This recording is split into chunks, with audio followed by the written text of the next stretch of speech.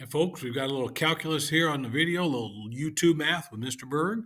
So we're going to do integration by parts, but do it with part two this time. So I'm going to be up in the corner going through these problems with you. So let's take a look at it. What is integration by parts, part two? It's just repeated use of integration by parts. Okay. So if you thought one time was fun, well, now we get to do it like 2, 3, maybe 4 times. Integration by parts. Okay, so let's take a look at it. Here we go. So let u be 2x squared dv equals e to the x dx. And then let du be 4x dx and dv be the integral of e to the x dx, which is really nice because that's just e to the x. Okay, and then we do the uv minus v du. And remember, they took out that 4, put it in front of the integral sign. And now we can continue on, but we're going to do integration by parts again. So we're going to let u be x and dv be e to the x. Now du is going to be dx and v equals e to the x. So I've got this part right down here. Kind of quick. Don't forget you do have that 4 out in front there, and then you need to distribute it. So negative 4 times negative integral of e to the x dx is going to be negative 4 times negative 1 is positive 4 e to the x. And then don't forget that plus c on the end of it. Okay, it's huge that you have that. Okay, but that's what we mean by integration by parts repeatedly, is you do it and you do it again and so on and so forth. Okay, let's try this one, e to the x sine of x dx. So let's let u be e to the x, dv equals sine of x dx. Now, why did I choose those? No particular reason. I just thought I could do it that way and it would work. Okay, so we've got uv minus an integral of v du, and they took that minus out and made it a plus the integral. Okay, and then we're going to go through and do another integration by parts. Okay, now take a look what happens when we have the right-hand side over here. Oh, wait, that's the same thing I have on the left-hand side. So if I can move that whole thing over, how do I get rid of minus one of those things? Well, you'd have to add one of those things to this side and add it to the left-hand side. Then you're left with 2 of those, and then divide both sides by 2. And then you've got that plus c on the end.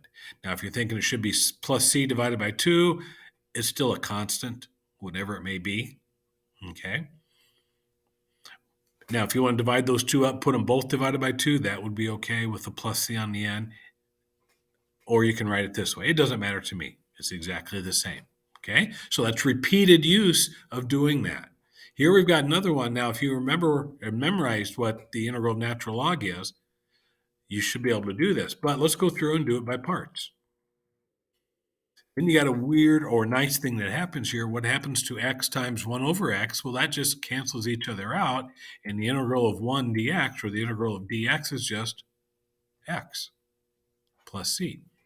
So here's a form of proof for how we did the integral of natural log of x before we just memorized it. Well, here's the actual proof of it. That's why you get x natural log of x minus x plus c. Okay? We used anti-differentiation, but the only way to do this without memorization is to go through and do parts, and we hadn't done that yet. Okay? Now, what if you notice we did this problem earlier, and we had u being x squared, and then we had the derivative of that, which is 2x, and then the derivative of that is 2, and the derivative of that is 0. And then we did the integral of e to the x dx, which is continuously just e to the x. And then we used the tabular method, so we derived going down, we iterated down this column, and now we're going to take that first term, match it with the second one, and it's always going to start out positive, and then we're going to minus the second one, plus the third one, minus the fourth one. But if we did a fourth one, that'd be 0 times something, which would still be 0. And that's where our plus c comes from. So the signs alternate. Okay. If this had been x to the third, we would have had 3x squared, 6x, 6, 0, and so forth. Okay. This may be easier if you have repeated use of derivatives because you keep taking one of them and deriving down, and you keep integrating this one, which in this case, e to the x dx does not change. And we go through and do that. Okay. So again, it's repeated use. If you end up doing it again and again, it may be easier to use this thing called the tabular method. And here's your homework. 5, 6, 8, 10, 11, 12, 14 through 20. Good luck. If you have any problems, ask me. Otherwise, that's all we have for notes today. Thank you.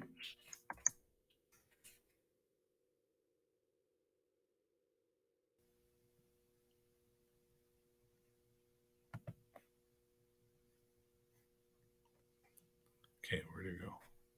Where did it go?